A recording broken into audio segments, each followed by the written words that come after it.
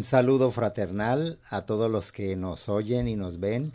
En esta oportunidad queremos recordarles que estamos estudiando las lecciones de la Escuela Sabática del tercer trimestre del año 2023.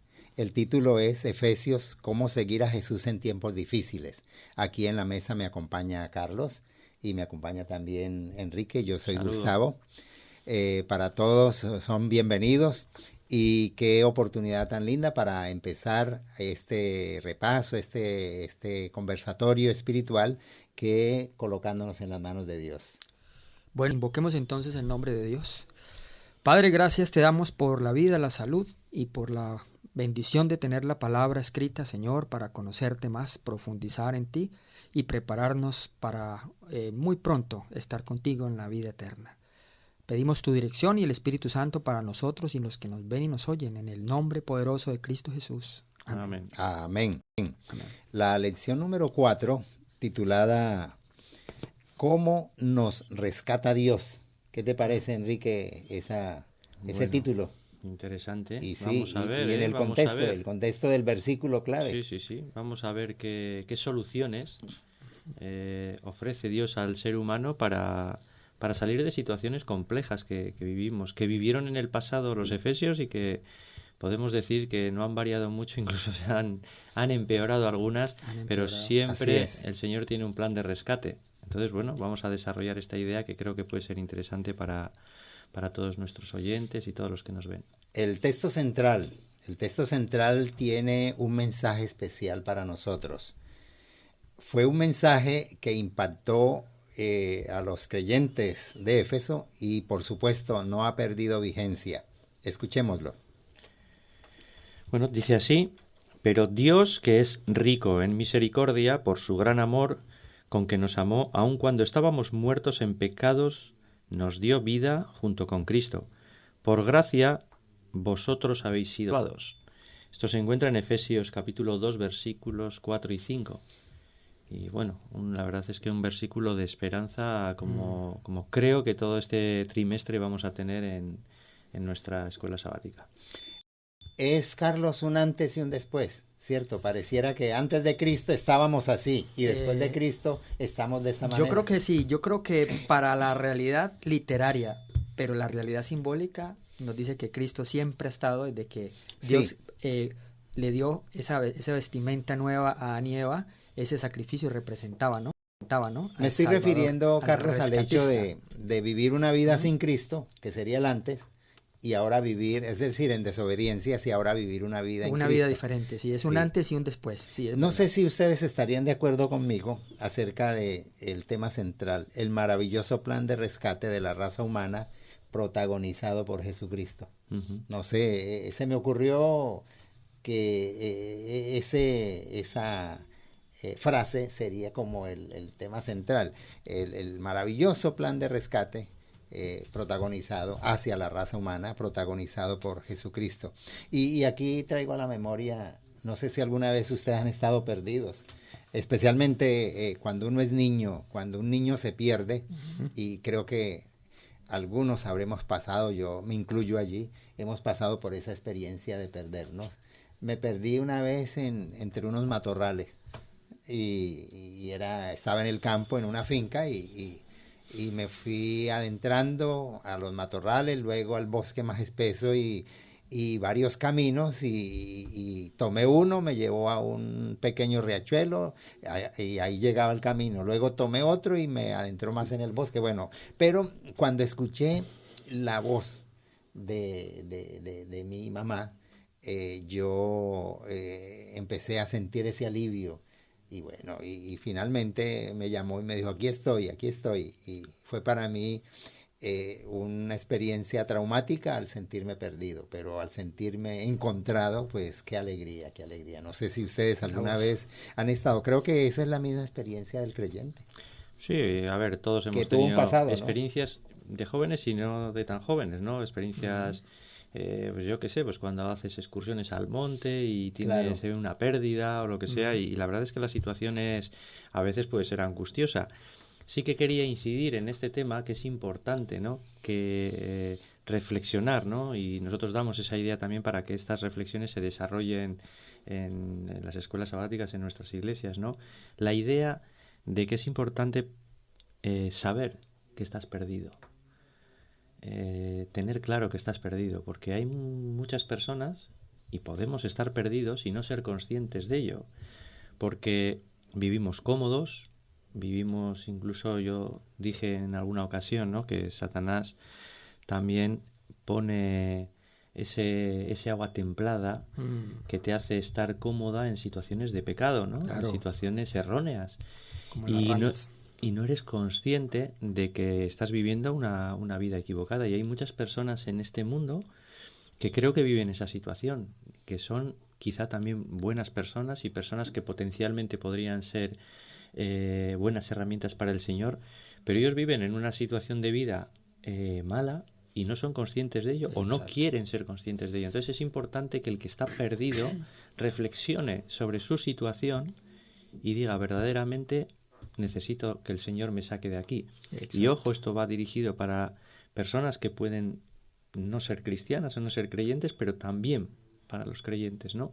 Puedes ser creyente, puedes acudir a tu iglesia y estar perdido. Estar perdido, es como perdido las ranas, y no ser consciente. Pero Enrique, me hizo recordar esa historia de las ranas centroamericanas, ¿no? Unas ranas que ponen en agua fría, al calor, y el agua se va calentando y no lo perciben hasta que están cocinadas. Ahí mueren. Porque en Centroamérica comen rana. Yo hice un trabajo de colportor en Panamá y me contaron que sí se hace, y las ranas las cogen ahí cerca de sus casas. Una muerte dulce. Es una muerte silenciosa. Calientica. Así de que de aquí en adelante, como rescatista, ahora caigo en cuenta que el rescate no se va a hacer si no se declara perdido el perdido. Sí, Obviamente, y es triste. Pero, por ejemplo, yo trabajando en rescate por unos años, en el grupo de rescate de la iglesia con ADRA y con Garza, y luego trabajando en una empresa de petróleos y también en una empresa de hidroeléctricas, no podíamos ir a ningún lado si no era decretado el rescate o el perdido, porque no sabíamos dónde ir hasta que no sabíamos si era víctima o no había víctima. Claro. Y luego sí activar todo el sistema de rescate. Yo creo que es lo mismo que sucede, y déjame que yo quisiera compartir un texto de la Biblia que nos ayuda importante, que está en Romanos. Es la solución al perdido. Romanos 6:23. Romanos 6:23 dice por aquí en mi Biblia, en esta Reina Valera del 60, dice: porque la paga del pecado es muerte, mas la dádiva de Dios es la vida eterna en Cristo Jesús, Señor nuestro. O sea que ahí está el rescatista al problema grave que existe hoy, que tú planteas, de que estamos probablemente perdidos y mucha gente no lo percibe. No lo percibe, o incluso puede pasar que dentro de esa situación de pérdida hay gente que no quiere salir del agujero. Quieren quedarse perdidos. Sí, bueno, es el énfasis. Por comodidad, por falta de compromiso, porque no hay que dejar de reflexionar también sobre el compromiso que adquieres cuando tú te consideras perdido, necesitas que alguien te rescate. En este caso, Jesús sale a nuestro rescate, pero tú tienes que querer salir de ahí. Y bueno, pues por desgracia muchas personas no quieren salir de... Gustavo se dio cuenta que estaba perdido, ¿eh? En su experiencia. Y me traumaticé enormemente. Se dio cuenta, pero hay gente que no se ha dado cuenta, Gustavo, que están perdidos. Y es precisamente lo que inicialmente estaba empezando a decir. San Pablo, al escribir en los Efesios, en el capítulo 2, verso 3, y si gustan lo pueden comparar con el capítulo 5 y el verso 6. Pablo enfatiza que sin Cristo las inclinaciones, los malos actos, por supuesto, provienen de una mente diabólica, o sea, y lo menciona con nombre propio. Claro. Eso. Y que así éramos todos. Judíos, inclusive se incluye él. Sí. Eran los efesios, que eran pues una comunidad. Los hermanos de Éfeso eran una comunidad multicultural, donde había griegos, había judíos, había romanos, había egipcios, gente de diversas partes, por ser, como ya se mencionó, Éfeso una ciudad, una metrópoli. Entonces, ahora, ¿qué contraste podríamos hacer con nuestro tiempo? Enrique ya hace unos minutos lo dijo. A título de didáctica, la persona debe reconocerse perdido. Y el que está dando un estudio bíblico, el que está mostrando a Jesús, tiene que mostrarlo como la solución a alguien que está perdido, no como la solución a nada. Es decir, a alguien que siente que está bien, que como hay muchas personas. No, yo no mato, yo no robo. Sí. Yo no he conocido, y no sé si compartís conmigo este pensamiento, ¿no? Pero no he conocido nadie que haya conocido, valga la redundancia, ¿no?, a Cristo y que no haya sentido liberación. Claro. Porque es verdad que cuando estamos haciendo nuestras cosas y prescindimos de la labor de Dios en nuestras vidas, pues a veces nos podemos sentir cómodos. Pero hay algo dentro de la naturaleza del ser humano que nos hace pensar que no estamos bien, que algo está fallando.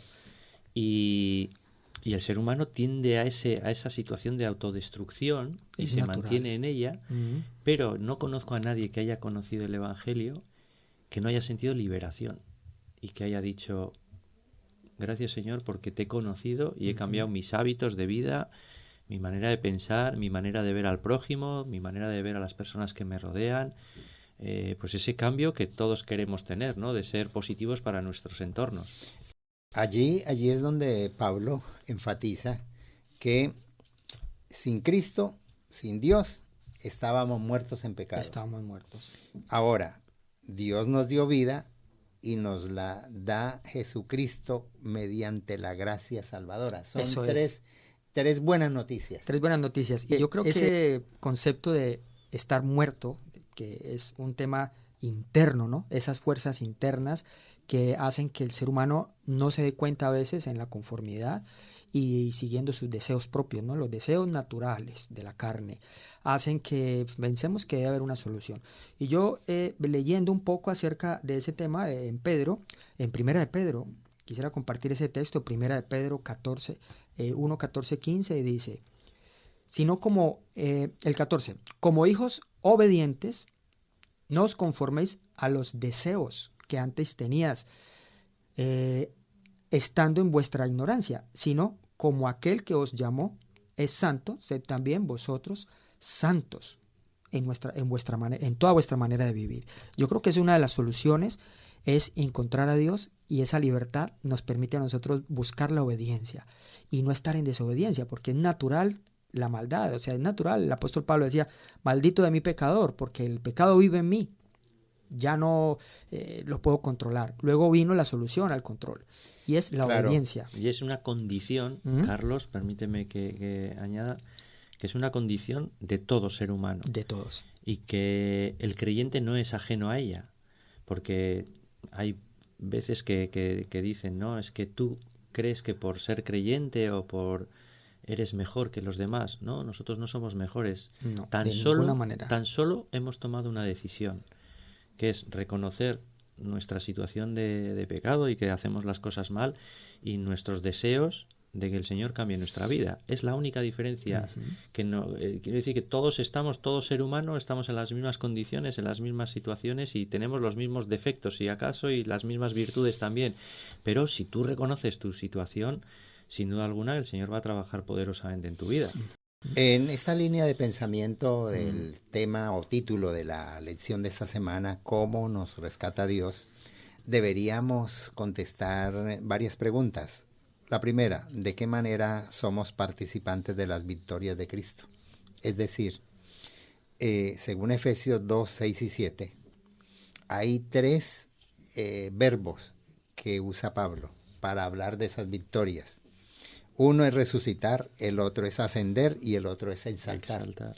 3 verbos que tienen por qué exteriorizarse cuando yo, en mi vida, cuando primero la vivo y después la exteriorizo, cuando tengo una relación con Cristo. Es decir, de qué manera somos participantes de esas victorias cuando la relación con Cristo nos lleva a vivenciarlas, a exteriorizarlas. Y repito los 3 verbos claves. Somos resucitados de la antigua manera de vivir, porque estábamos muertos, dice Pablo. Somos ascendidos a la categoría de hijos, porque antes éramos hijos del diablo, ahora somos hijos de Dios. Y somos exaltados al cielo con la salvación. Es decir, son tres, digamos, tres actos de salvación que el ser humano vive. Y la otra pregunta, o el otro tópico es la gracia salvadora de Cristo como garantía del pecador. ¿Qué garantía tengo yo de esa gracia? Es una pregunta que puede y debe por qué hacernos reflexionar. Sí me gustaría añadir que entiendo que hijos de Dios somos todos, pecadores, no pecadores, bueno, todos somos pecadores, pero hijos de Dios somos todos.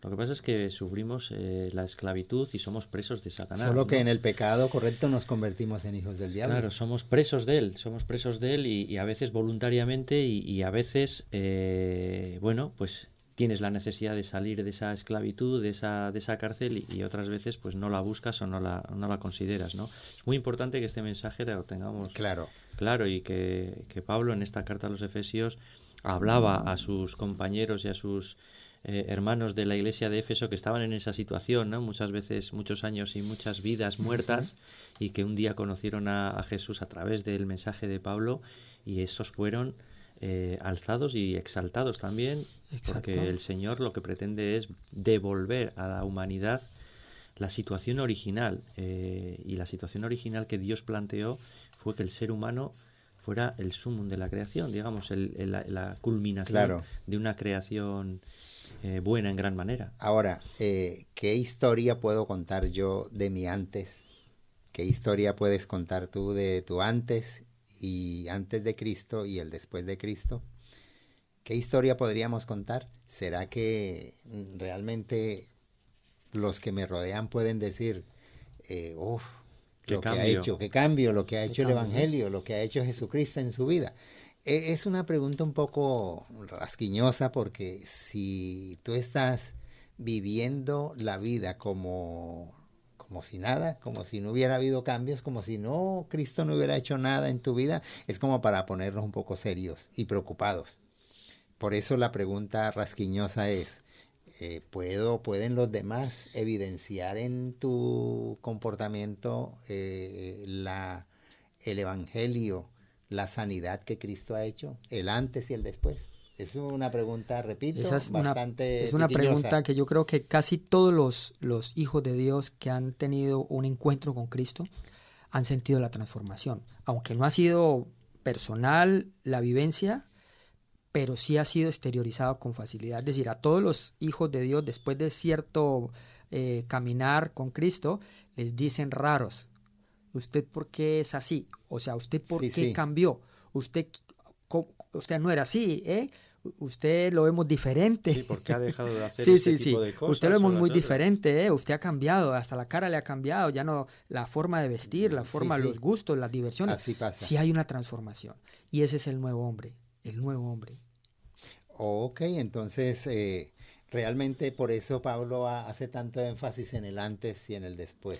Y mira que yo lo encuentro por aquí, Gustavo. Para decirnos que debe evidenciarse cambios. Evidenciarse, exacto. Y lo relata aquí en Efesios, capítulo 4, en el 22, dice: en cuanto a la pasada manera de vivir, despojaos del viejo hombre. Ahí está. A que estáis vaciados conforme a los deseos engañosos. Y luego dice en el 23, y renovaos en el espíritu de vuestra mente.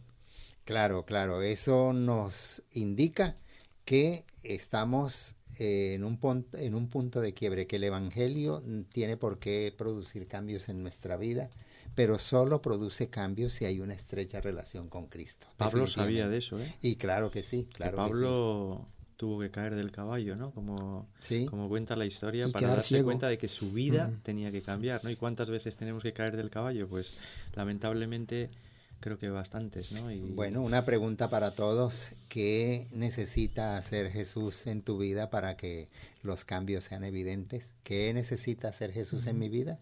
Una pregunta también un poco rasquiñosa, llamo yo usando ese término que produce cierto, piquiña.